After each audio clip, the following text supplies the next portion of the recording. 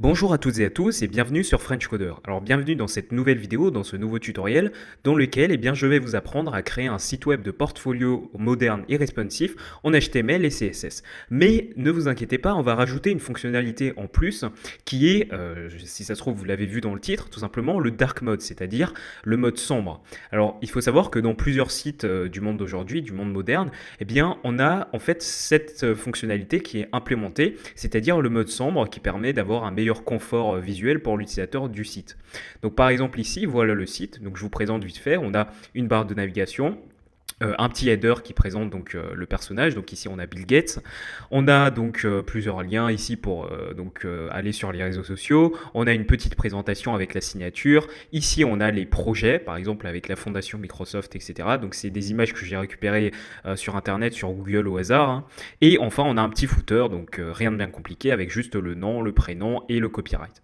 Donc comme vous pouvez le voir ici, c'est un site assez minimaliste, assez simple à réaliser, mais c'est toujours bien de suivre ce tutoriel pour pouvoir apprendre des notions en HTML et CSS que vous ne connaissez pas encore. Alors du coup, la fonctionnalité, la meilleure fonctionnalité, si j'ose dire, de ce site, c'est tout simplement le dark mode, c'est-à-dire le mode sombre. Donc si je clique par exemple ici sur le bouton dark mode, eh bien le site en entier va adapter le mode sombre avec tout d'abord la couleur du texte qui est modifiée et la couleur d'arrière-plan.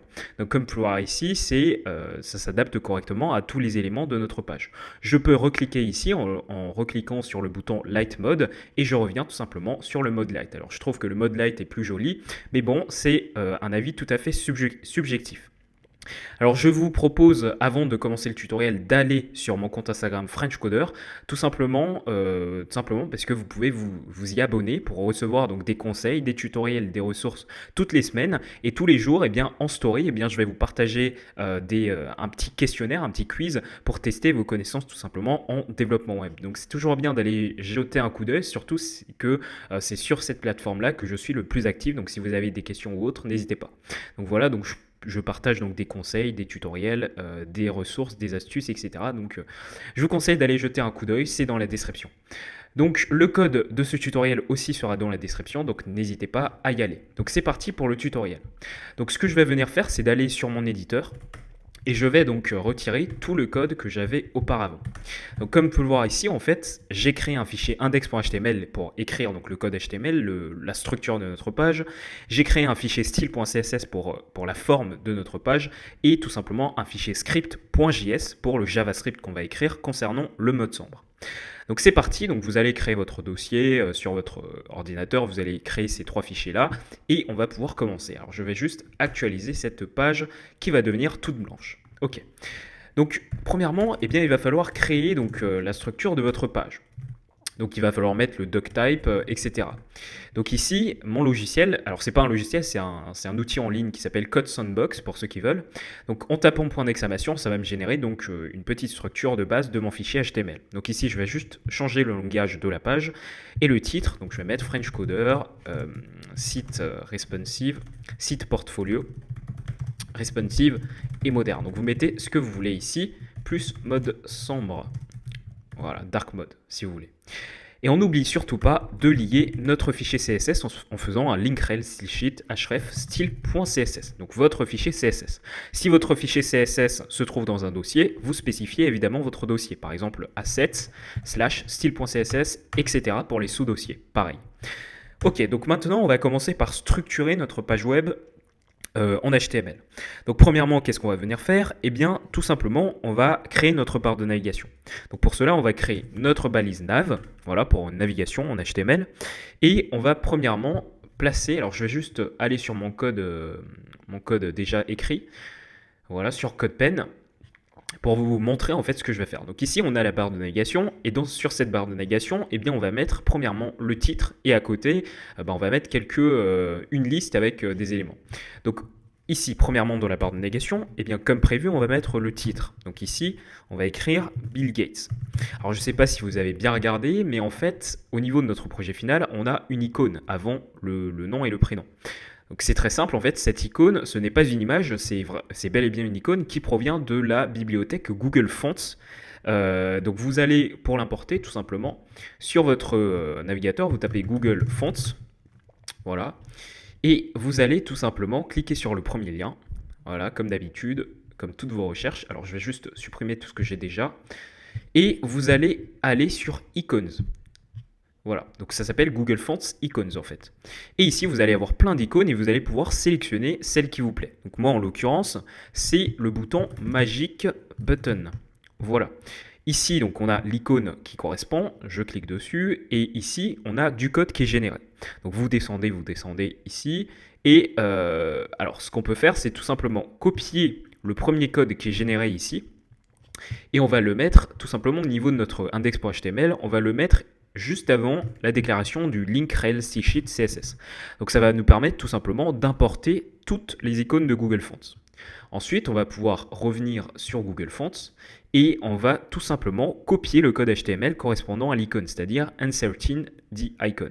On clique dessus et on va le mettre juste avant notre petit Bill Gates. Voilà.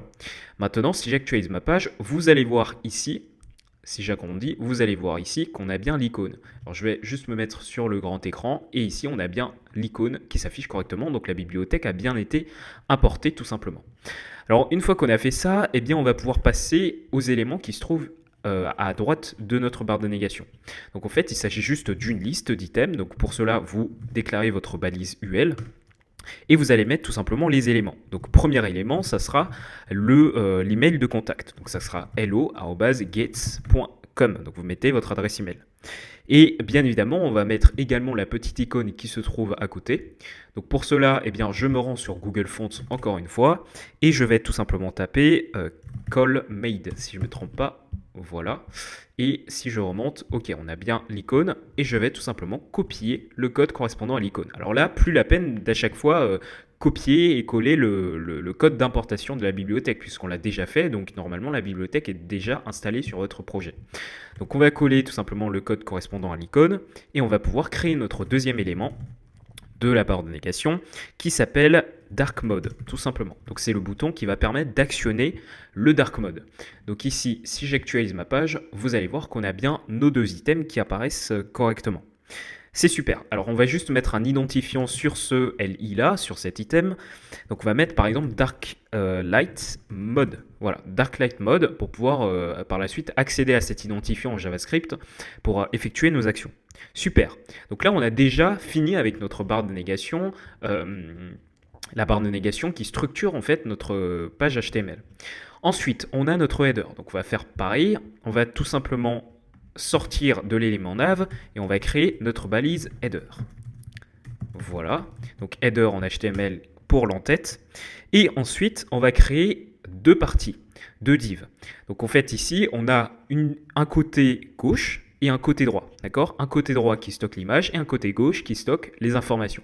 Donc pour cela, on va utiliser ce qu'on appelle les divs en HTML, c'est-à-dire en quelque sorte des boîtes qui vont venir stocker plusieurs éléments.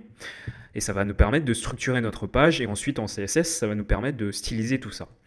Donc pour cela, on va créer la balise div et on va lui donner une classe qui sera header left, d'accord, pour reconnaître cette div là et par la suite l'appeler en CSS.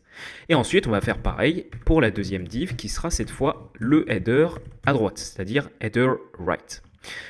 Occupons-nous du header left. Donc pour cela, qu'est-ce qu'on va faire? On va tout simplement mettre les informations, vos informations à vous, les informations de l'auteur du portfolio. Donc premièrement, qu'est-ce qu'on va faire? Eh bien, on va venir écrire ce petit texte-là avec l'icône Washington, États-Unis. Donc c'est le lieu où habite le personnage. Donc pour cela, qu'est-ce qu'on fait? On va créer une balise small en HTML qui correspond tout simplement à une écriture assez petite. Et on va premièrement récupérer l'icône qui nous convient. Donc ici, c'est home pin, si je ne me trompe pas. Home pin. Voilà, je sélectionne, je remonte et ici on a bien l'icône qui correspond. Je copie le code, donc maintenant vous connaissez comment ça marche, hein, et ensuite vous allez écrire votre localisation, Washington, États-Unis. Super. Donc voilà, donc comme vous pouvez voir ici sur le côté ça apparaît bien, et ensuite on va tout simplement placer le titre principal qui indique, qui indique le bienvenu si vous voulez. Donc ici on va mettre hello, BR. Alors vous savez quoi, je vais juste copier en fait tout le texte parce que c'est assez long de tout écrire. Donc hello, je suis Bill Gates. Donc j'ai déjà écrit hello, donc je vais mettre je suis Bill Gates. Voilà. Et une balise BR entre hello et je suis Bill Gates pour marquer tout simplement le saut de ligne juste ici. D'accord? D'accord. Donc ensuite, une fois qu'on a écrit, on en a fini avec le message de bienvenue, c'est-à-dire le titre principal, le gros titre H1, eh bien on va écrire une petite description, une description de l'auteur. Donc ici, je vais copier tout ça. Donc c'est du latin, hein. C'est pas très... Enfin, j'avais pas de texte tout simplement à mettre, donc j'ai écrit du latin. C'est du lorem ipsum pour ceux qui connaissent. Et ensuite, si on actualise notre page, on a bien cet élément-là qui apparaît. Donc c'est une petite description. Ensuite, eh bien, on va s'occuper tout simplement des liens qui sont dans la même partie, dans la même div.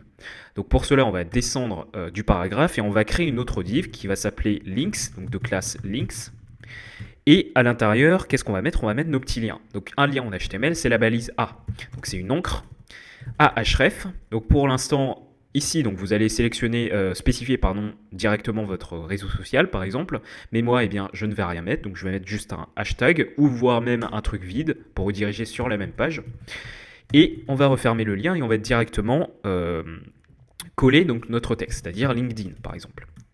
LinkedIn, et on va pouvoir mettre, je ne sais pas s'il y a une icône, oui, on a la même icône que sur la barre de navigation, donc on va récupérer la même icône, c'est-à-dire celle qui se trouve juste ici, CallMade, voilà, et on va la placer après notre écriture. Et on va copier-coller tout ça, donc on va créer par exemple 3 trucs, donc 1, 2 et 3.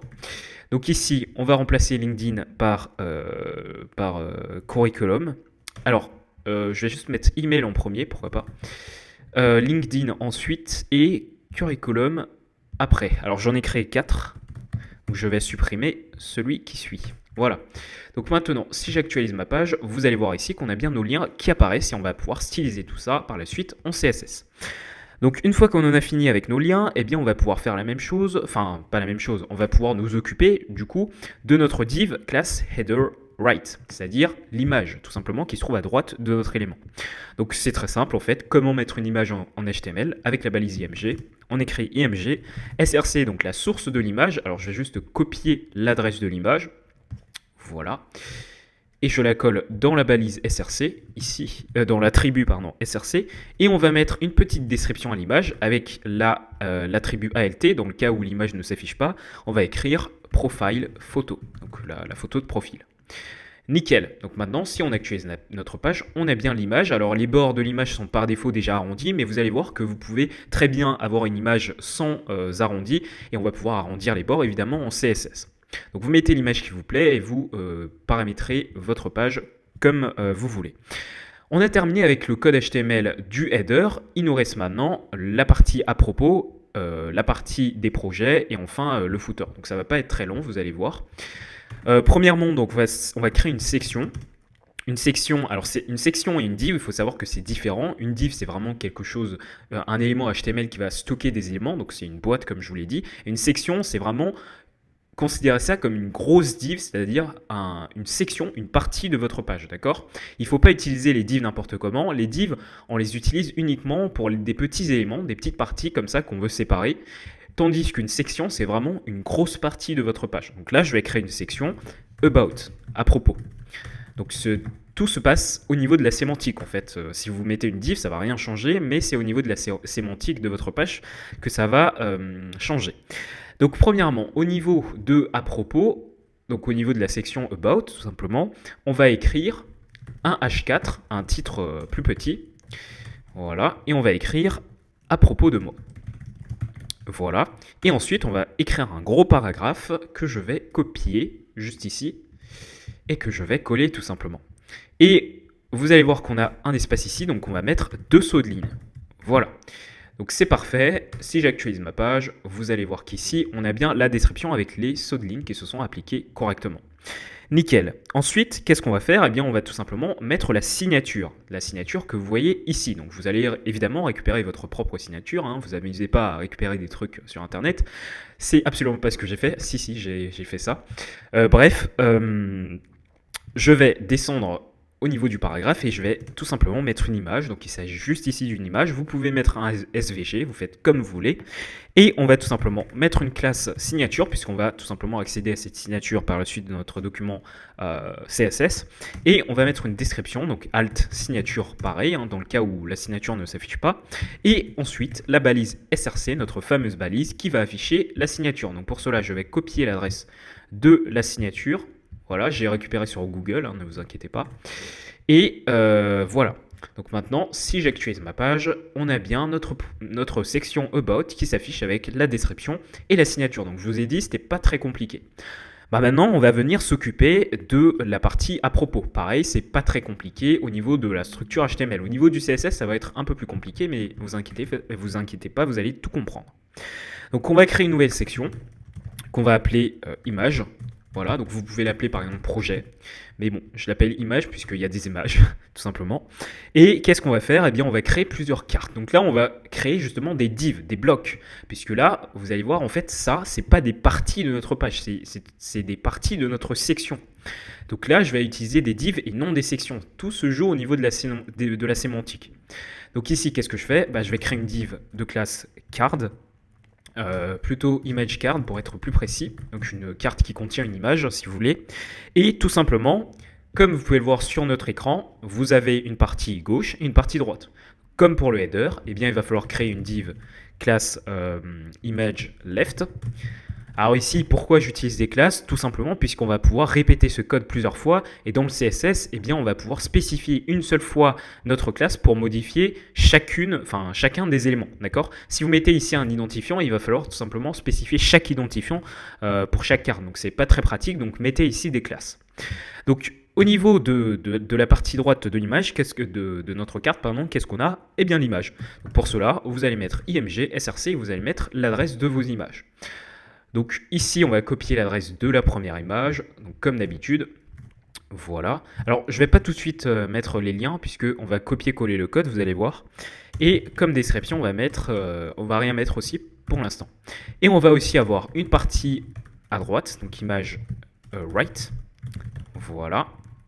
Et qu'est-ce qu'on fait? Eh bien, on va tout simplement mettre un titre, par exemple rien du tout, puisque je vais rien mettre en fait pour l'instant, et je vais écrire un paragraphe que je vais copier cette fois au niveau de mon projet déjà fini, puisque comme vous pouvez le voir ici, c'est le même texte pour chaque carte. Évidemment pour vous, pour votre beau portfolio, évitez de mettre le même texte pour chaque projet, sinon ça sert à rien. Donc je copie et je colle. Alors j'ai pas copié, je sais pas ce qui s'est passé. Voilà, c'est parfait. Donc comme je vous l'ai dit, eh bien, je vais copier-coller cette carte 3 fois. 1, 2 et 3. Nickel. Maintenant, on va pouvoir remplacer tous les éléments par ce qu'on a au niveau de notre page. Donc première image, on va copier l'adresse de l'image et on va la coller ici. Donc au niveau de la description, je vais mettre Microsoft. Voilà, c'est toujours important d'avoir une description, surtout pour le référencement. Au niveau du titre, on va mettre la fondation Microsoft, donc au niveau du H1. Ensuite, deuxième image. Donc ça, c'est un peu long. C'est pas très amusant de faire ça. J'aime pas trop écrire du code HTML comme ça. Je préfère plutôt styliser tout ça. Mais bon, il faut passer par là. Donc ensuite, au niveau de la description, on aura... Donc vous pouvez passer si vous aimez pas trop attendre. Donc ici, enfin, on va avoir la dernière image. Bam. Et au niveau de la description, j'ai mis... je sais pas, je vais mettre au hasard... Association, voilà, association, nickel. Et au niveau du titre, qu'est-ce qu'on aura? Eh ben, on aura association solidaire, nickel. Maintenant, si vous actualisez votre page actuelle, vous allez voir qu'on a bien donc notre section avec les images qui s'affichent correctement, avec chaque description correspondant à chaque image.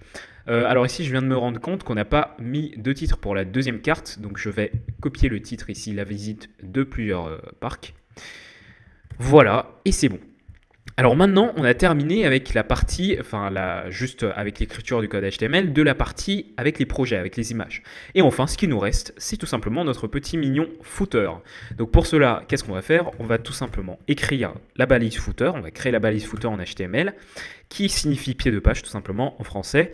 Et on va créer un titre H3 de niveau 3 et on va tout simplement réécrire donc le prénom et le nom de la personne et on va copier donc le code de l'icône qui affichait les petites étoiles, là c'était Magic Button. Donc je copie et je colle. Et ensuite, on va tout simplement mettre un paragraphe avec notre copyright. Donc pour cela, vous allez mettre un symbole en HTML. Comment écrire un symbole? C'est très simple. Vous mettez la petite éperlouette, voilà. Et ensuite, vous écrivez copie. Et ensuite, eh bien, vous allez mettre un point virgule, voilà, pour le symbole de copyright.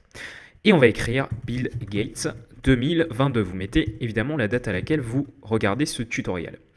Et nickel, on a terminé l'écriture de notre code HTML. Donc vous allez voir maintenant qu'on a bien tous nos éléments avec le footer, la section avec les projets, donc les images, la section à propos et le gros header avec la grosse image de Bill Gates qui fait plaisir. Et enfin, on a la barre de négation, donc comme vous pouvez voir, tout est parfait. Maintenant que nous avons terminé l'écriture du code HTML, pour structurer notre page, eh bien, il va falloir mettre en forme notre page. Et oui, parce que maintenant, vous pouvez voir que tout s'affiche correctement, mais c'est assez dégueulasse, ça ressemble pas du tout à notre projet final qui est, lui, magnifique. Donc, comment est-ce qu'on va faire? Eh bien, on va tout simplement nous rendre dans le fichier CSS de notre projet, tout simplement, parce qu'on a déjà lié, en fait, notre fichier CSS, rappelez-vous, au début, grâce, ici, à la balise linkrel sheet href style.css. Donc, ça sert à ça, d'avoir mis cette balise-là. En fait, c'est pour pouvoir accéder au fichier CSS pour le lier à notre document HTML. C'est parfait. Donc qu'est-ce qu'on va venir faire premièrement? Alors ici, si vous allez au niveau de votre projet, vous allez voir que la police, elle est dégueulasse. C'est tout simplement parce que c'est la police par défaut, sans serif, qui est appliquée par défaut par votre navigateur sur toutes les pages web. Donc qu'est-ce qu'il faut faire? Il faut changer la police tout simplement. Donc pour cela, eh bien pareil, on va se rendre sur la bibliothèque Google Fonts. On en a fini avec les icônes, on va revenir sur Fonts, d'accord? Et on va tout simplement chercher la police Roboto. Donc voilà, c'est la police que j'utilise dans ce tutoriel. Donc je clique sur le premier lien. Voilà, donc c'est très simple. Et vous allez ici tomber sur cette page. Alors s'il veut bien charger les icônes, ça serait sympa. Allez, voilà. Et vous allez tout simplement sélectionner les styles qui vous plaisent. Donc qu'est-ce qu'on fait? Eh bien, on va sélectionner par exemple le style avec Scene 100. Ensuite, on va sélectionner le 300 juste ici, le Light 300. Ensuite, pourquoi pas le 400. Et enfin, on va s'arrêter au 500, sinon ça sera trop gras. Donc qu'est-ce qu'on fait ensuite? Eh bien, vous allez tout simplement cliquer sur le petit bouton juste ici en haut à droite, au niveau de la barre de navigation, et vous regardez bien si vous avez juste Roboto qui est sélectionné. Parfois, il peut y avoir d'autres polices que vous avez importées auparavant par exemple. Et qu'est-ce qu'on fait? Eh bien ici, vous avez le choix entre soit intégrer directement, importer la police directement au niveau de votre document HTML, soit l'importer directement au niveau de votre document CSS. Donc moi, je préfère cliquer sur Import ici pour importer directement au niveau de notre dossier, enfin notre fichier CSS. On copie le code généré, on revient dans l'éditeur et on le colle juste ici, tout en haut. Et ensuite, eh bien, on va pouvoir copier la font family juste ici qui a été générée. Et on va revenir ici et on va spécifier body, donc notre corps de page, et on va coller font family. Donc ici, on a pu changer, comme vous pouvez voir ici, la police de notre page. Donc, comme vous pouvez voir ici, c'est beaucoup plus beau. Donc, une fois qu'on a fait ça, eh bien, on va également pouvoir créer quelques variables de couleur. Donc, vous allez voir que ces variables seront très importants dans la suite du projet, puisque c'est avec ces variables-là qu'on va pouvoir implémenter notamment le mode sombre en JavaScript. Donc, pour créer des variables en CSS, c'est très simple. Vous allez spécifier la racine de votre document. Donc, pour cela, vous mettez 2 points root, voilà. Et ensuite, vous allez donc ouvrir les accolades comme d'habitude. Et tout simplement, dans la racine du projet, vous allez faire quoi? Vous allez créer vos variables. Donc pour créer une variable en CSS, c'est très simple. Vous mettez 2 traits, donc tiré du 6. Et vous allez écrire par exemple background color pour la première variable. Donc ça sera notre variable qui va gérer la couleur d'arrière-plan de notre page. Donc pour cela, eh bien, je vais sélectionner une image, une couleur plutôt light, donc plutôt rose très clair. Donc ici, ce sera le code EFE7E5, donc c'est du code hexadécimal. Ensuite, vous allez faire la même chose, par exemple, pour la couleur du texte. Donc je vais l'appeler text color. Alors ça lag un peu, je ne sais pas pourquoi, je pense parce que j'ai mon logiciel de montage qui est aussi à côté, ouvert, mais c'est pas grave. Et comme couleur par défaut, on va mettre du noir, donc black. Nickel. Donc une fois qu'on a fait ça, on va pouvoir nous occuper d'autre chose. Donc premièrement, ici, si vous revenez au niveau de votre projet actuel, vous allez voir qu'en fait, ici, en fait, on n'a pas du tout les marges qui sont appliquées au niveau de notre projet final. Parce que dans notre projet final, en fait, on a de grosses marges à gauche et à droite, et en haut et en bas, si vous regardez bien ici. Donc pour cela, qu'est-ce qu'on fait? On revient au niveau de notre body, notre fichier CSS, et au niveau de notre sélecteur body, qu'est-ce qu'on fait? On va créer des marges à l'extérieur de notre body, de notre corps de page. On va écrire margin, et en haut et en bas, donc ici, au-dessus et en dessous de nos éléments, qu'est-ce qu'on fait? On met une marge de 3%. Et à droite et à gauche, qu'est-ce qu'on fait? On met une marge de 15%. Parce que si vous avez bien regardé, en fait, les marges qui se trouvent au-dessus et en dessous de notre page ne sont pas les mêmes, n'ont pas la même dimension que les marges qui se trouvent à gauche et à droite. Donc c'est parfait. Donc si on revient au niveau de notre page, vous allez voir maintenant qu'on a bien les marges qui s'appliquent correctement. Alors, donc j'ai fait une petite coupure pour pouvoir arrêter mon logiciel de montage qui faisait trop chauffer mon PC. Donc je ne sais pas si vous entendiez un petit bruit de fond derrière le micro, c'est mon PC qui est en train de chauffer, ce qui fait que ça lag beaucoup lorsque j'enregistre. Donc j'ai arrêté mon logiciel de montage et normalement là, ça devrait être beaucoup plus fluide pour vous. Ok, donc une fois qu'on a fini avec les marges, qu'est-ce qu'on fait? Eh bien tout simplement, on va utiliser les variables qu'on a déclarées précédemment pour pouvoir changer les couleurs de notre page. Donc premièrement, au niveau de l'arrière-plan de notre page, on va appliquer la couleur du background color qu'on avait déclaré, c'est-à-dire du rose très clair. Donc pour cela, qu'est-ce qu'on fait? Eh bien, on écrit background color et pour utiliser une variable, vous écrivez var entre parenthèses et vous mettez le nom de la variable, donc background color.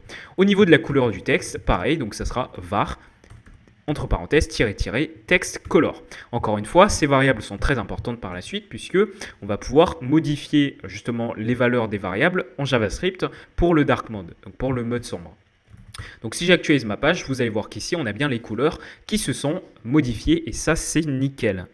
Donc une fois qu'on a terminé avec tout ce qui est truc de base, c'est-à-dire le corps de notre page, qu'est-ce qu'on peut faire? Eh bien déjà au niveau des paragraphes de notre page, on peut augmenter tout simplement la ligne entre nos textes. Donc comme vous pouvez voir ici au niveau de notre projet, on a un espace plus grand entre chaque ligne de nos paragraphes. Donc pour cela, qu'est-ce qu'on fait? Eh bien on va tout simplement déclarer la balise P pour les paragraphes de notre document et on va utiliser la propriété line height comme ceci. On va mettre à 25 pixels pour pouvoir donc mieux espacer nos éléments. Donc comme vous pouvez voir ici, on a un espace plus grand entre chaque ligne de nos paragraphes. C'est parfait.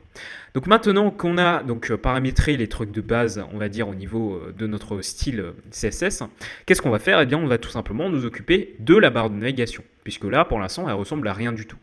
Donc pour cela, qu'est-ce qu'on va faire? On va déclarer donc notre barre de navigation, donc la balise nav, le sélecteur nav, et on va tout simplement utiliser les flexbox. Donc si vous ne connaissez pas les flexbox, je vous invite à aller voir des tutoriels en ligne à ce sujet, puisque c'est très utile pour pouvoir positionner vos éléments sur vos pages. Donc j'ai d'ailleurs fait une formation là-dessus, donc allez sur mon site frenchcoder.fr pour pouvoir donc découvrir cette formation. Bref, donc je ne m'attarde pas là-dessus. Donc ici, on va utiliser les flexbox. Donc pour cela, on va faire display flex. Et vous allez voir que par défaut, eh bien, ça va tout simplement aligner tous les éléments. Voilà, les éléments de notre barre de navigation seront alignés. Donc les enfants directs, pas directement tous les enfants. Quand je dis enfant direct, c'est tout simplement ici le H1 et le UL, d'accord? Les enfants qui suivent directement, si vous voulez, notre barre de navigation, d'accord? Donc ces éléments-là, ces deux éléments-là seront alignés, d'accord? Ok, donc je reviens au niveau de mon code CSS, ici voilà, nickel. Et ensuite, qu'est-ce qu'on va venir faire? Eh bien, on va tout simplement mettre un grand espace entre les éléments ici de notre barre de navigation. Donc pour cela, qu'est-ce qu'on fait? On va mettre justify content. C'est toujours une propriété des flexbox, space between. Voilà. Donc j'actualise ma page. Alors, j'actualise ma page ici. Et vous allez voir qu'on a bien le grand espace qui s'affiche correctement. Alors ici, c'est un peu pénible d'avoir de grosses images comme ça qui s'affichent, puisque ça modifie l'organisation de notre page. Donc ce qu'on va faire, c'est directement pour toutes les balises image. Donc on va juste faire ça pour l'instant. Donc ici, on va mettre une hauteur de 35 pixels. Donc comme ça va redimensionner nos images qui seront beaucoup plus petites et ça va moins gêner notre organisation de notre page. Donc comme vous pouvez voir ici, on a bien les marges qui s'affichent correctement et la barre de navigation avec nos deux éléments qui sont séparés. Ne vous inquiétez pas, par la suite, au niveau des images, on va redimensionner tout ça, pas de souci. Ensuite, qu'est-ce qu'on fait? Eh bien, on va mettre un align items center pour pouvoir tout simplement mieux aligner nos éléments. Donc sur notre axe, eh bien, on aura nos deux éléments qui seront bien alignés. Alors là, je vous confirme qu'on ne voit pas trop le changement, mais normalement, si vous avez l'œil, et en fait, nos deux éléments, c'est-à-dire le titre et notre UL, en fait, sont bien placés au même niveau. Voilà. Donc ça permet... en fait, je me suis trompé, c'est align items et pas aligning in blablabla là. Donc j'actualise ma page et alors là on a vu que notre H1 s'est un peu décalé et en fait ici c'est pour avoir nos deux éléments qui sont au même niveau. Voilà. Donc ça permet de faire ça, la propriété Align Items des Flexbox. Ok, donc maintenant eh bien, on va pouvoir s'occuper de notre UL, tout simplement ici, qui affiche donc l'adresse email et le dark mode. Donc pour cela, qu'est-ce qu'on fait? On va tout simplement spécifier donc, notre UL qui se trouve dans la barre de navigation. Qu'est-ce qu'on fait? Eh bien, on va faire pareil, display flex, align item center pour les mettre au même niveau. Voilà. Et si j'actualise ma page, vous allez voir qu'ici, alors c'est pénible, ça ne s'actualise pas automatiquement. Bref, alors là encore, les changements ne s'opèrent pas parce que ici, au niveau de mon code, j'ai écrit display au lieu de display. Alors décidément, j'écris n'importe quoi. Donc j'actualise et là, vous allez voir qu'on a bien donc, nos deux éléments qui s'affichent en ligne et qui sont placés normalement au même niveau. Donc une fois qu'on a fait ça, eh bien, qu'est-ce qu'on va faire aussi? On va juste peut-être faire un flex wrap à wrap pour qu'en fait, lorsqu'il n'y a plus de place au niveau de notre écran, au niveau de notre viewport, eh bien, un élément passe en dessous de l'autre. Bon, je vais vous montrer, ce sera plus simple. Donc si ici je me place par exemple au format mobile, vous allez voir que le dark mode se place en dessous de notre adresse email. Tout simplement parce qu'on a justement ce comportement-là avec le flex wrap à wrap. Si je retire ça, voilà, donc si je retire ce flex wrap là, voilà, eh bien vous allez tout simplement voir ici qu'on a nos deux éléments qui s'alignent même s'il n'y a plus de place. Donc si je rétrécis encore ici notre page, eh bien on a toujours nos éléments qui cherchent à s'aligner. Donc ce n'est pas un comportement qu'on souhaite avoir. Donc ici on va mettre notre flex wrap à wrap. Nickel. Donc si j'actualise ma page maintenant, eh bien on a bien tout ça qui passe à la ligne lorsqu'il n'y a plus de place. Donc ça c'est parfait. Ok. Alors ce qu'on va venir faire maintenant, c'est tout simplement d'enlever les petits points là. Je ne sais pas si vous voyez les petits points qui se trouvent avant chaque élément de notre liste. Donc pour cela, qu'est-ce qu'on fait? Eh bien on va venir dans notre code HTML, dans notre code CSS, on va écrire list type. Style type à none pour enlever justement ces petits points là. Donc si j'actualise, ok c'est parfait. Et enfin, eh bien, pour ces éléments, on va venir mettre une graisse assez élevée, donc font weight ici, et on va mettre du 500, c'est-à-dire la graisse ici, le niveau de gras si vous voulez qu'on a importé pour notre police roboto, donc on a importé le 100, 300, 400 et 500. Donc on va appliquer le 500 ici, et tout simplement si j'actualise ma page, comme vous pouvez le voir ici, on a la graisse qui s'applique correctement. Nickel. Maintenant, on va s'occuper directement en fait des éléments qui se trouvent dans notre liste, des LI. Si je reviens dans mon code HTML, vous allez voir qu'ici, au niveau de notre liste, on a des items, des LI, avec le premier LI pour l'adresse email et le deuxième pour le dark mode. Donc, qu'est-ce qu'on va faire? Eh bien, on va tout simplement spécifier nav ul li. Voilà. Donc, les LI qui se trouvent dans notre ul. Qu'est-ce qu'on va faire? Eh bien, on va tout simplement, premièrement, mettre une marge entre chaque élément, donc pour pouvoir les séparer. Donc pour cela, qu'est-ce qu'on fait? On met un margin left, par exemple, de 40 pixels. Voilà. Ensuite, on va aussi augmenter, par exemple, la taille du texte. Non, diminuer plutôt la taille du texte. Donc on va mettre 15 pixels, la font size. Donc voilà, juste ici. Et donc ici, comme vous pouvez le voir, on a bien donc la marge qui s'affiche correctement. Alors, je vais aussi mettre un curseur à pointeur, voilà, comme ceci, pour pouvoir, lorsque l'utilisateur place son curseur au-dessus de chaque élément, eh bien, ça se transforme en un curseur, comme vous pouvez voir ici, pour pouvoir l'indiquer qu'il peut cliquer tout simplement sur ces éléments.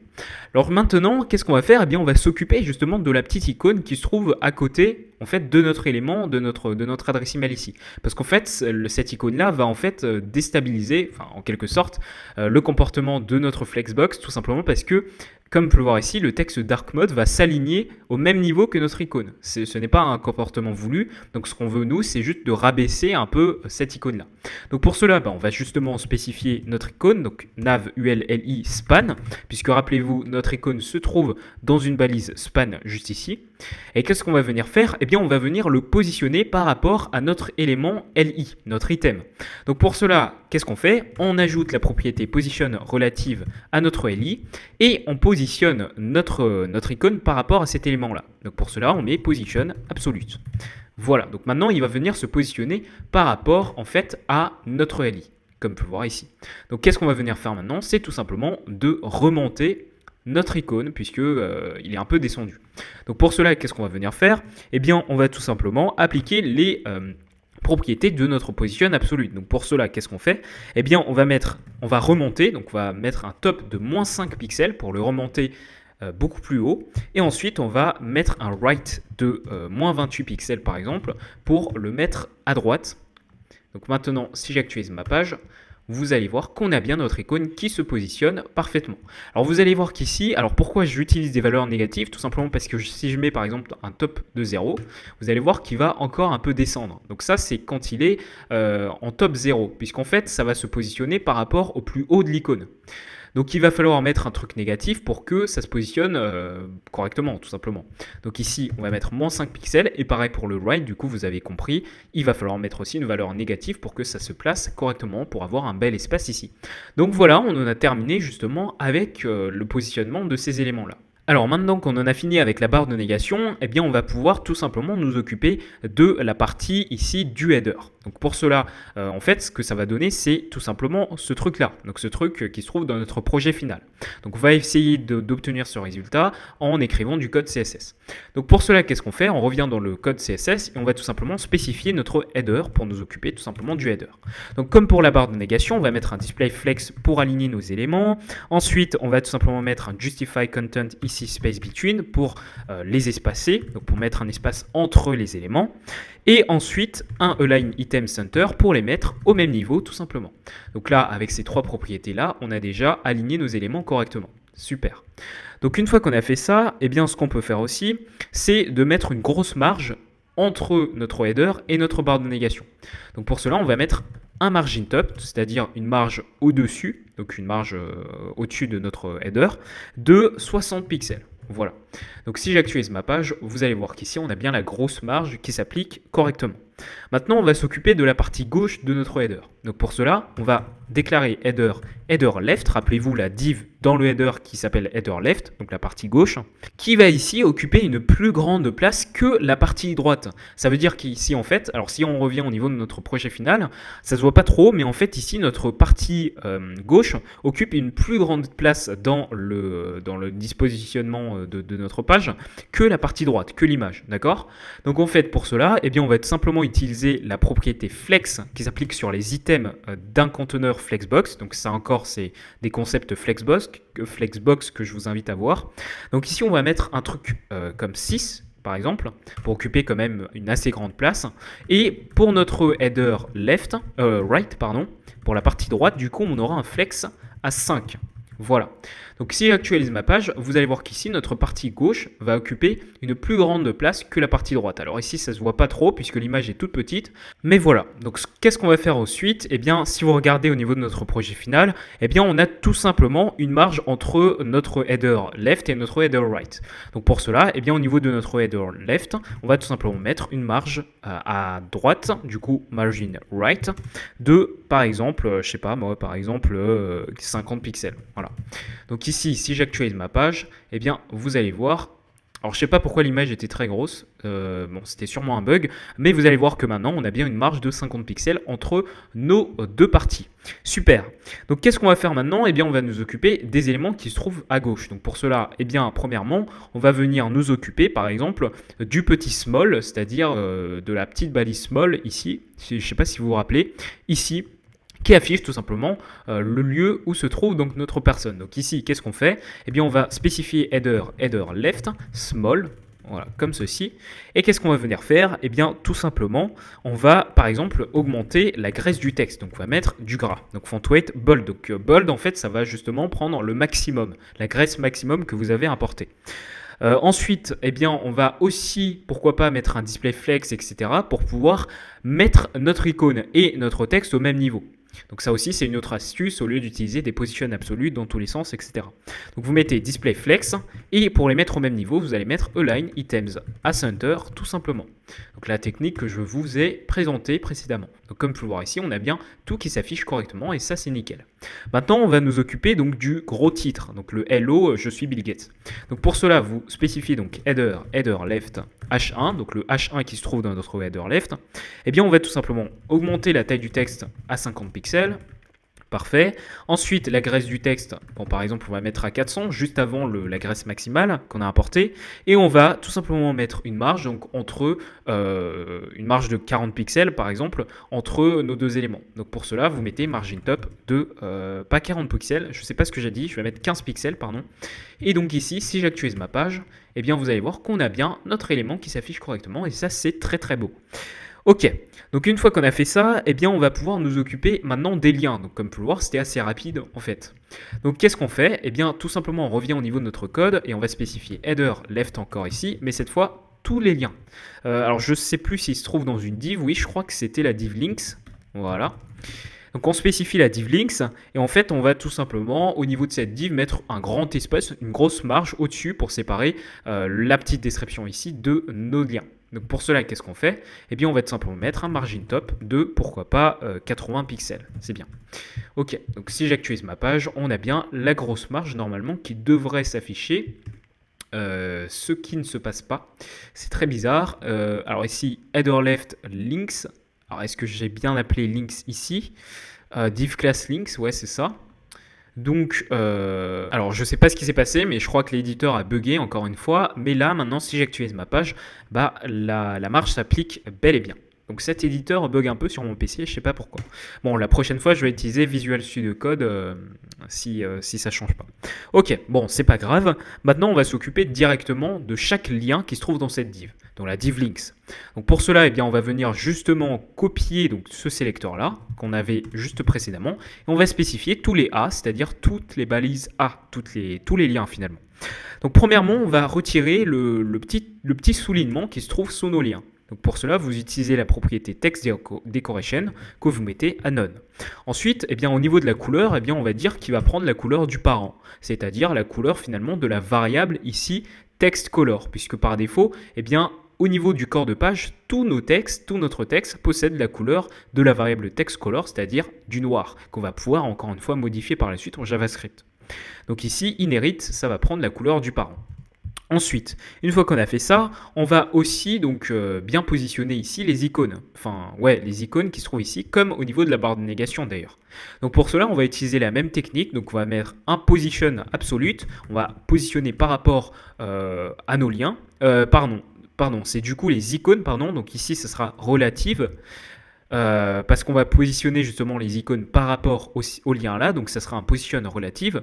Et ensuite, qu'est-ce qu'on va faire? Bah, on va mettre un espacement entre chaque élément, donc à droite de chaque élément, de chaque lien, on va mettre par exemple un espace de 40 pixels et on va mettre un font weight bold pour avoir du texte en gras.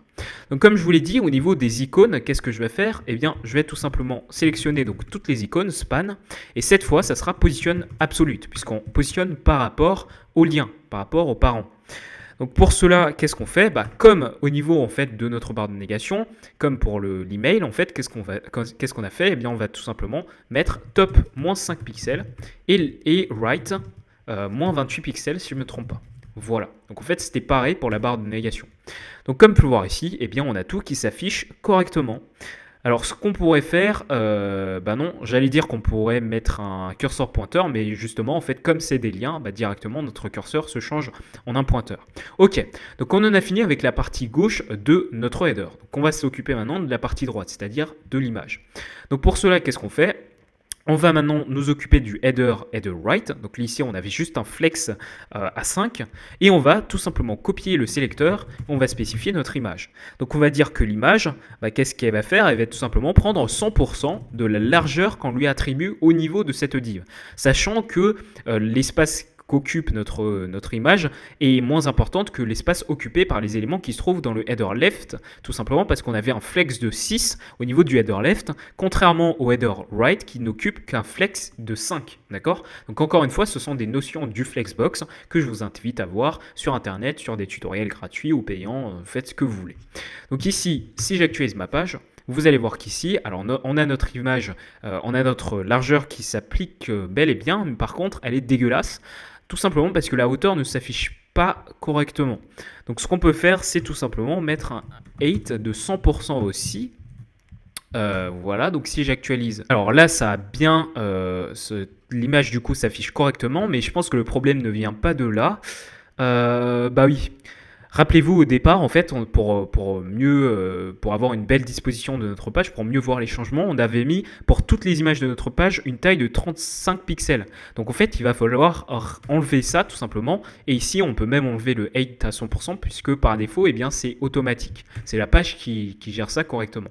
Donc comme vous pouvez voir ici, même en enlevant le height à 100%, ça s'affiche correctement parce qu'on avait enlevé le IMG à height de 35 pixels. Ok, donc là maintenant, ça s'affiche correctement et ça c'est nickel. Par contre, si on descend, eh bien les images en dessous, au niveau des projets, sont très grandes. Mais bon, on va pouvoir nous occuper de ça par la suite.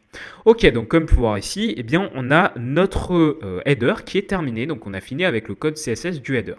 Donc maintenant, ce qu'il va falloir faire, c'est de nous occuper de la section à propos, about.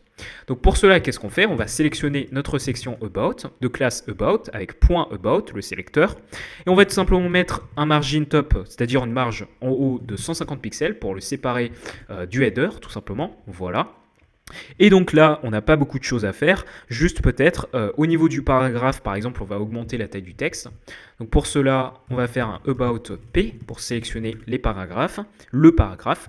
Et du coup, on va augmenter la taille du texte à 20 pixels. Et la hauteur entre les lignes, par exemple, on va mettre aussi 20 pixels ou même 30 pixels pour que ça soit plus aéré si vous voulez. On va mettre une graisse de texte à 300. Rappelez-vous, on a importé cette graisse au départ. Donc maintenant, si j'actualise ma page, vous allez voir qu'on a bien notre texte qui s'affiche correctement. Au niveau de la signature, il n'y a pas grand chose à faire. En fait, il va falloir juste modifier peut-être la taille du texte et aussi la couleur d'arrière-plan. Alors pourquoi la couleur d'arrière-plan? Tout simplement parce que vous allez voir qu'au niveau du dark mode, au niveau de notre projet final, si je me place en light mode ici, alors ici on ne voit pas qu'il y a une couleur en arrière-plan de la signature, mais si je me place en dark mode, eh bien ici on a bien la couleur du light qui est préservée, puisqu'on avait appliqué un background color. Donc ça permet d'avoir de pouvoir voir la signature, puisque si vous regardez bien la signature, sa couleur c'est du noir. Donc si on n'avait pas un background color beaucoup plus clair, eh bien on ne verrait pas la signature tout simplement parce que en dark mode, c'est le principe du dark mode, c'est que le fond soit en noir, d'accord? Donc ici en fait, au niveau de notre code, on va sélectionner notre signature. Rappelez-vous, notre signature avait une classe signature et on va tout simplement modifier donc la taille de la signature, c'est-à-dire la largeur. Par exemple, on va lui dire d'occuper 30% de la taille qu'elle peut occuper. Et au niveau de la background color, eh bien, on va tout simplement utiliser la couleur d'arrière-plan de la même en fait que notre background color. Alors ici, vous allez voir que je ne vais pas utiliser la variable background color puisque, encore une fois, cette variable sera amenée à changer en fonction de ce que l'utilisateur sélectionne, par exemple light mode ou dark mode. Donc si on est en light mode, la couleur, ce sera ça. Mais si on est en dark mode, la couleur, ça sera du noir. Donc en fait, cette variable, elle change. Par contre, nous, ce qu'on veut, c'est que la couleur d'arrière-plan de notre signature, elle reste en light pour pouvoir voir la signature, même si on est en dark mode. Donc on ne va pas utiliser cette variable-là, puisque sa valeur, elle sera amenée à changer, mais on va utiliser directement la vraie couleur. Donc ici, on va tout simplement sélectionner notre signature, ici, background color, et on va coller notre couleur ici, qui est du rose très clair. Donc si j'actualise ma page, ici on ne voit pas le background color, c'est normal puisque la couleur d'arrière-plan de notre page c'est déjà du rose, mais on voit bien que la dimension a été modifiée, la taille. Ok, donc une fois qu'on a terminé avec cette section à propos, donc comme vous pouvez le voir c'était assez rapide, on va pouvoir nous occuper ici de la section qui affiche donc les images avec les projets. Donc pour cela, rappelez-vous, notre section elle s'appelait donc images, donc ici on va sélectionner notre section images comme ceci, et on va comme pour tout à l'heure mettre une grosse marge au-dessus, donc cette fois on va mettre du 60 pixels, moins que entre le header et la section about, c'est logique. Et ce qu'on va venir faire ensuite, c'est tout simplement de nous occuper des cartes, tout simplement, qui se trouvent dans cette section. Rappelez-vous, les cartes, c'était tout simplement, ici si je descends, c'est tout simplement donc les cartes qui stockent donc l'image d'un côté et la description. L'image, la description, l'image, la description. Donc ici, on utilise donc image card comme ceci et en fait on va mettre un display flex pour pouvoir aligner tout simplement l'image avec la description. Donc comme vous pouvez le voir ici, ça s'est appliqué pour chaque carte. Encore une fois, c'est l'avantage d'utiliser des classes en HTML puisqu'on sélectionne une seule fois une classe et ça s'applique pour chaque élément.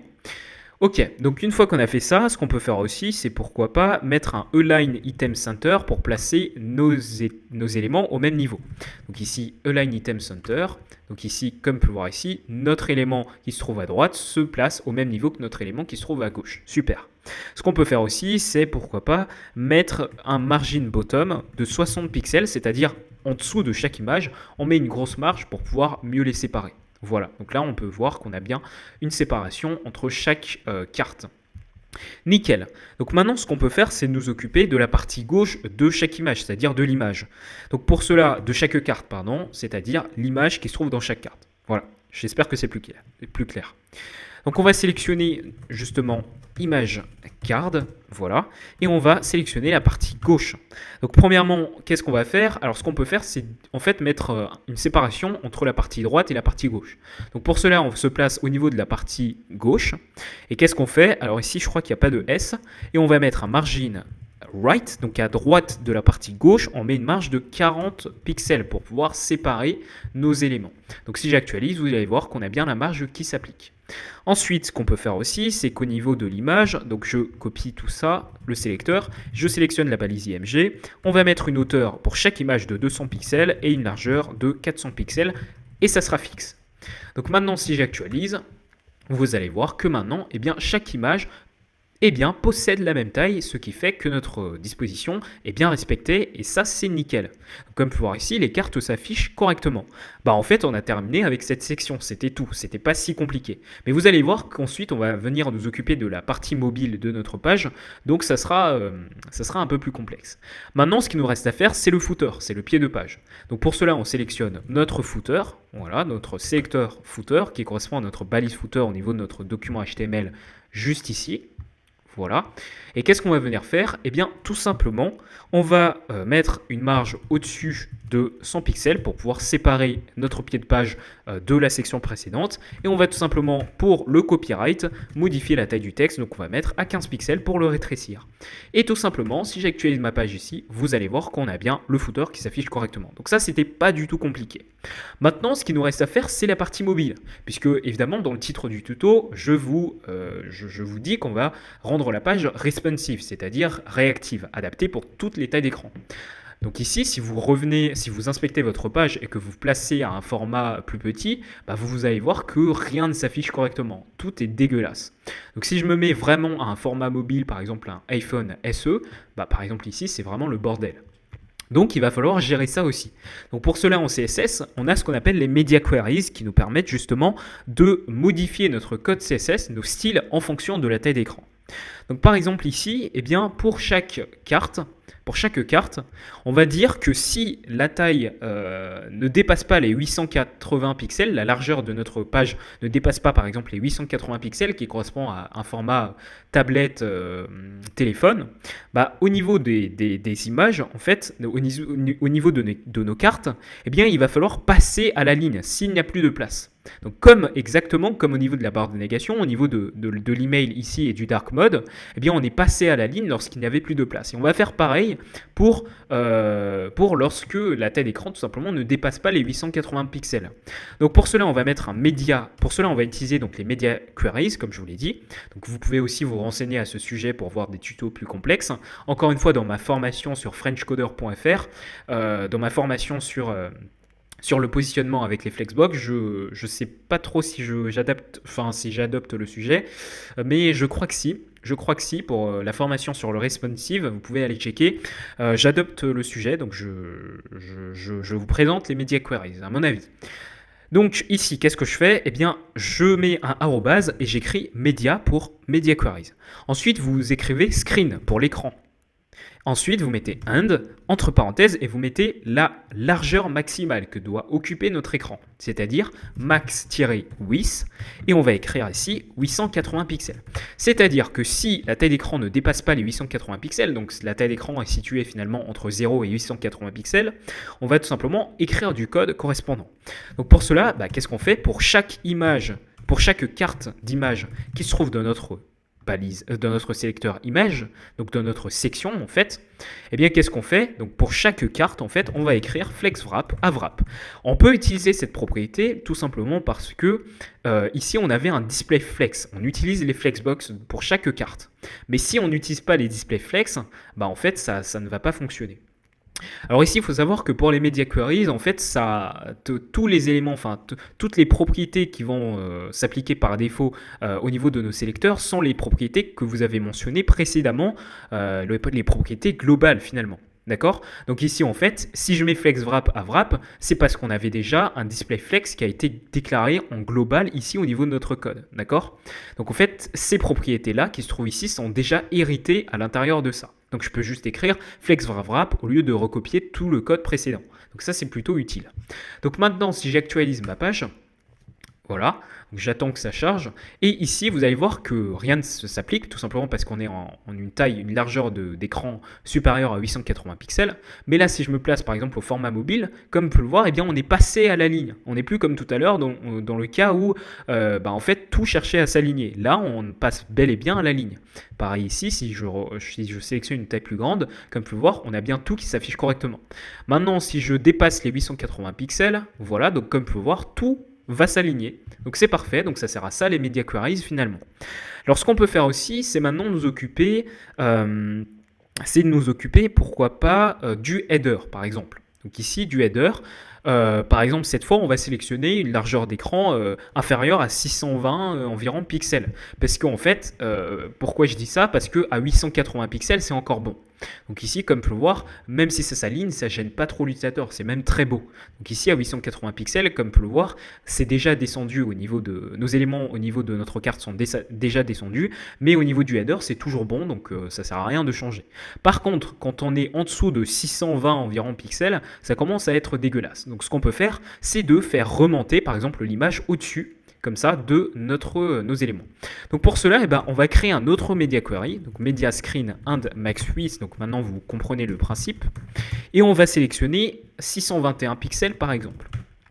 Et qu'est-ce qu'on va faire? Au niveau du header, on va tout simplement faire passer notre image au-dessus de notre header left. Donc pour cela, qu'est-ce qu'on fait? Eh bien, on a la propriété Flex Direction qui permet de changer la direction au niveau de notre flexbox. Donc qu'est-ce qu'on écrit? On écrit column reverse. Donc je vais vite fait vous expliquer, mais encore une fois, si vous avez suivi un cours sur les flexbox, vous devriez comprendre. En fait, ce qu'on a fait, c'est tout simplement de mettre déjà la disposition en colonne, puisque de base, c'est en ligne, puisque quand vous écrivez display flex, c'est de base aligné, nos éléments sont de base en ligne, donc la flex direction est finalement en row. Donc là, on les met en colonne pour pouvoir les superposer, si vous voulez les dispositionner en colonne. Ensuite, on écrit "reverse" pour pouvoir renverser la disposition.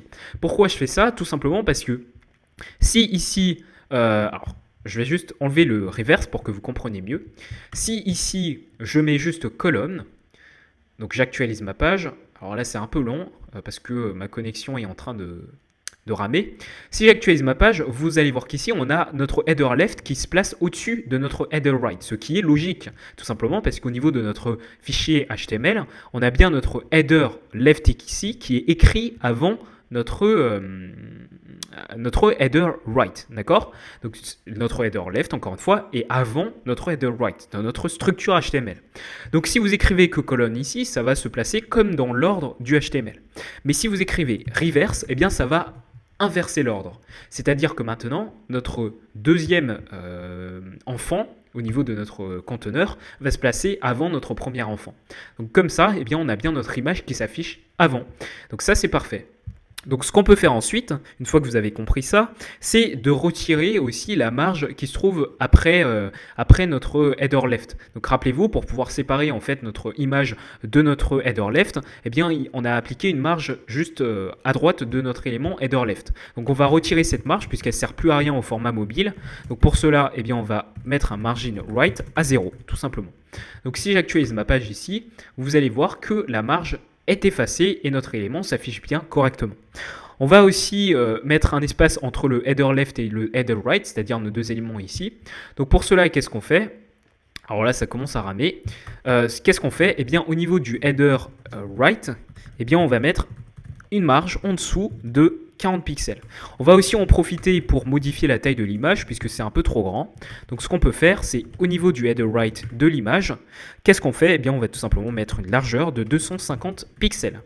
Donc maintenant, si j'actualise ma page, voilà, donc en espérant que ça s'actualise correctement, eh bien ici, vous allez voir qu'on a bien la taille de l'image qui a été modifiée, mais on a bien aussi une marge qui a été appliquée. Donc ici, tout s'affiche correctement et ça, c'est nickel au format mobile. Alors maintenant, ce qu'il nous reste à faire, alors on a l'impression que c'est terminé, mais si on descend ici, en fait, si je rétrécis ma page au niveau de la section des images, bah en fait ici, nos images ne se redimensionnent pas du tout correspondant à la taille d'écran mobile. Donc ce qu'on peut faire, c'est tout simplement au format mobile, à ce format inférieur à 621 pixels, bah on va tout simplement lui dire à toutes les images de notre carte d'occuper 100% de la largeur qu'ils peuvent occuper au niveau de la carte. Donc pour cela, qu'est-ce qu'on peut faire? On fait un image card, encore une fois on sélectionne, enfin on spécifie notre section, donc image card, donc chaque carte de notre section, et au niveau de notre image left, donc au niveau du côté gauche de notre carte, au niveau de la balise IMG, on va appliquer une largeur de 100%. Ça veut dire qu'il va occuper, l'image va occuper tout simplement toute la place qu'elle peut occuper au niveau de la div. Et sachant que notre div s'est rétrécie lorsqu'on rétrécit la taille de l'écran, et ben notre image aussi va se rétrécir. Donc si j'actualise ma page, eh bien vous allez voir qu'ici, eh bien nos images s'adaptent correctement à la taille de l'écran. Donc ça c'est nickel. Donc si je me place par exemple au format iPhone, comme vous pouvez voir ici, tout s'affiche bien correctement et ça c'est très beau. Donc si je me place par exemple à un format plus grand, donc ici à un format ordinateur, bah, tout s'affiche aussi correctement. Donc comme vous pouvez voir ici, la page est responsive. Alors maintenant qu'on a fini avec tout le CSS, tout l'HTML, bah, il va falloir s'occuper du JavaScript, puisque, encore une fois, je vous ai promis qu'on va pouvoir mettre en place la fonctionnalité du dark mode, c'est-à-dire du mode sombre. Donc c'est très simple en fait, ça ne va pas être compliqué du tout. En fait, comment ça marche? En gros, bah en fait, ici, si je me rends au niveau de mon projet final, ça va être très simple. L'algorithme va être très simple. Quand je clique en fait sur le bouton Dark Mode, bah, premièrement, ce qu'on va faire, c'est tout simplement de modifier les variables CSS. Ici, la variable background color et text color, c'est tout ce qu'on a à faire. On modifie juste la couleur. Donc ici, par exemple, si on était de base en light mode, donc ici on est en light mode, bah si on est en light mode, si je clique sur le bouton, on passe en dark mode, donc on va dire qu'on a une variable qui va être modifiée en dark mode, et du coup, en même temps, on va aussi modifier la couleur des variables, les valeurs des variables qu'on a déclarées au niveau du CSS. Mais ce qu'on va aussi faire, je ne sais pas si vous avez remarqué, mais le texte du bouton change aussi. Si on est en dark mode, c'est en light, le texte s'écrit light mode. Et si on est en dark mode, si on est en light mode, pardon, le texte est dark mode. Donc maintenant, comme vous pouvez voir, bah, c'est tout ce qu'il nous reste à faire en JavaScript. En fait, c'est très très simple. Même si vous ne connaissez rien en JavaScript, vous pouvez l'appliquer au niveau de votre projet. Donc ça, c'est super utile.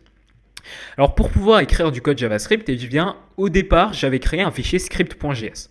Ce fichier script.js, il va falloir le lier à notre fichier HTML pour pouvoir fonctionner. Donc pour cela, on va se placer juste avant la fermeture de notre corps de page, notre balise body. Eh bien, on va écrire la balise script comme ceci. On va la refermer et on va tout simplement, alors on peut très bien écrire notre code JavaScript à l'intérieur, d'accord? Si vous écrivez par exemple console log blabla, ça va fonctionner évidemment. Mais c'est pas ce qu'on veut parce que si on écrit tout à l'intérieur, c'est dégueulasse, ça va surcharger notre document HTML pour rien. Donc moi, je préfère séparer le document HTML du document CSS, du document JavaScript. Donc on va écrire src ici pour spécifier notre fichier script.js, comme ceci. Et maintenant, on va pouvoir écrire notre fichier script.js. Encore une fois, comme pour le fichier CSS, si vous avez un autre dossier, vous pouvez spécifier le dossier. Par exemple, script/script.js. D'accord? Donc c'est exactement le même principe. Voilà. Donc au niveau de notre fichier JavaScript, qu'est-ce qu'on fait? Eh bien c'est très simple. Comme je vous l'ai dit, on va créer une variable qui va varier en fonction de est-ce qu'on est en light mode ou en dark mode. Donc on va créer une variable. Donc pour cela, le mot-clé let. Alors on utilise la nouvelle version de JavaScript ici, ES6. Donc si vous êtes habitué au var, vous pouvez mettre var, mais encore une fois, c'est pas très conseillé avec la nouvelle version. Donc je préfère mettre let comme ceci, dark mode égale false. Donc cette variable dark mode ici sera à false, puisque par défaut, c'est logique, on est en light mode. Donc quand on arrive sur le site, on est en light mode. On est en mode clair si vous voulez. Ok, donc cette variable va varier en fonction de si on est en dark mode ou en light mode. On va créer également une fonction qui va permettre d'actionner tous les changements. Donc on va l'appeler change dark mode par exemple, comme ceci. Donc function, change dark mode, parenthèse, etc. Donc là, c'est du JavaScript. C'est du JavaScript tout bête. Et qu'est-ce qu'on va faire au niveau de notre fichier HTML? Ça va être très simple. Lorsque, eh bien, on va cliquer sur le bouton ici, dark mode. Alors, il faut que je retrouve. Où est-ce qu'il est? Où est-ce qu'il est? Il est ici, dark mode. Donc quand je clique sur cet item-là, LI, bah, il va falloir appeler en fait cette fonction. C'est logique. Donc en fait, ici, on va copier le nom de la fonction. Et au niveau de notre LI, on va rajouter un attribut qu'on va appeler onClick. C'est un attribut JavaScript. C'est un attribut HTML dans lequel on peut écrire du JavaScript. Donc ici, j'appelle ma fonction JavaScript, donc je mets les guillemets, et je vais appeler tout simplement ma fonction JavaScript en collant le nom de la fonction, change dark mode. Je vais ouvrir les parenthèses, comme ceci, pour pouvoir appeler cette fonction. Nickel. Maintenant, au niveau du code JavaScript, si on revient ici, eh bien, on va mettre une condition. Si le dark mode est activé, eh bien, on va écrire le code pour le mettre en light mode, tout simplement. Sinon, eh bien, si le dark mode n'est pas activé, eh bien, on va le mettre en dark mode, tout simplement. C'est très logique. Alors maintenant, si ici le dark mode est activé, qu'est-ce qu'on fait? Premièrement, il va falloir mettre dark mode à true, tout simplement. À false, pardon. Pourquoi? Parce que on va mettre du light mode. Si le dark mode, encore une fois, est activé, on met un light mode, c'est-à-dire que la variable dark mode est à false, puisqu'on n'est plus, on n'est pas en dark mode, tout simplement. C'est logique. Ensuite, qu'est-ce qu'il va falloir faire? Il va falloir tout simplement modifier les variables au niveau de notre CSS. Donc, c'est-à-dire ici, background color et text color. Donc, pour cela, eh bien, il va falloir écrire document. On va en document.document element.style.setProperty. Donc on accède à la méthode setProperty de document element style, d'accord? Ça va nous permettre d'accéder aux variables et d'en modifier les valeurs. Donc ça prend deux paramètres comme ceci. Premier paramètre, ça sera la variable. Donc on va modifier la variable textColor. Donc la couleur du texte, quand on active le light mode, ça sera quoi? Ça sera du noir, black. Et ensuite, on va copier ce code-là, on va le coller, et cette fois, on va s'occuper du background color, de la couleur d'arrière-plan. Ça sera quoi? Ça sera notre couleur de base ici, qui est du rose très clair. Donc ici, on va coller notre code hexadécimal. Et ensuite, comme je vous l'ai dit, on va modifier aussi le texte du dark mode ici. On va mettre on va mettre dark mode justement, puisque si on est en light mode, on écrit dark mode, d'accord? Donc ici, au niveau de notre texte, on va écrire, donc on va spécifier document.getElementById. On récupère tout simplement l'élément qui a pour ID dark light mode. Donc justement, en fait, ça sert à ça d'avoir attribué un identifiant à notre item ici, dark mode. Donc on récupère ce dark light mode là, donc l'identifiant ici. Voilà. Et on va tout simplement modifier son code HTML. Donc inner HTML, .inner HTML, comme ceci. Donc l'attribut inner HTML si vous voulez. Et on va écrire dark mode, parce qu'on est en light mode encore une fois. Alors, je vais essayer de réexpliquer tout ça pour que ça soit bien clair dans votre tête. Eh bien, en fait, ici, si on clique sur le bouton, d'accord? Donc, ça veut dire que ça va actionner Change Dark Mode, d'accord? La fonction. Maintenant, si on est en dark mode, ça veut dire qu'en fait, l'utilisateur est déjà en dark mode, en mode sombre sur son PC ou sur son téléphone. Donc ici, par exemple, si je vais dans mon projet final, ça correspond à ça. On est déjà en mode sombre. Maintenant, ça veut dire qu'au niveau du texte, on a l'écriture light mode ici. Justement, si on clique sur le bouton, et en fait, ici, ça va venir mettre en light mode, d'accord? Parce qu'on était en dark mode, donc là, on passe en light mode. Pour passer en light mode, il va falloir mettre dark mode à false. La variable dark mode qui nous indique si on est en dark mode ou pas, on le met à false parce qu'on est en light mode, parce qu'on passe en light mode. Donc ensuite, pour passer en light mode aussi, il va falloir modifier la variable text color en noir. Ensuite, il va falloir modifier la couleur d'arrière-plan, donc la variable background color, en rose très clair. Et ensuite, il va falloir modifier le texte en dark mode tout simplement. C'est logique. Encore une fois, je suis en dark mode, je veux passer en light mode, donc je clique sur le bouton light mode ici, et du coup, on a modifié la couleur d'arrière-plan, on a modifié la couleur du texte, mais on a aussi modifié l'écriture du texte ici en dark mode. Donc ce dark mode là, cette écriture dark mode là, c'est tout simplement, ça correspond tout simplement à cette ligne de code là, d'accord? C'est très simple. Ensuite, on va faire la même chose dans le cas où on veut passer en dark mode, puisqu'on est en light mode. C'est-à-dire qu'ici, le if dark mode n'est pas validé, puisqu'on est en light mode. Donc ici, qu'est-ce qu'on fait? Du coup, dark mode, ça sera à true maintenant, parce qu'on passe en dark mode. On était en light mode et on passe en dark mode. Donc la variable dark mode est à true. Pour passer en dark mode, il va falloir mettre la couleur du texte en blanc. Voilà. Et ensuite, la couleur d'arrière-plan, bah, ça sera en noir, tout simplement. Donc c'est encore une fois les deux variables qu'on modifie. Et ensuite, au niveau du texte, on met light mode pour pouvoir repasser par la suite en light mode si on est en dark mode. Donc si j'actualise ma page maintenant, eh bien vous allez voir ici que si je clique, donc, alors je laisse actualiser, si je clique maintenant sur dark mode, eh bien vous allez voir que tout s'affiche correctement. Tout est en dark mode, tout est en mode sombre. Si je clique maintenant sur light mode, on revient en mode normal, c'est-à-dire en mode éclairé.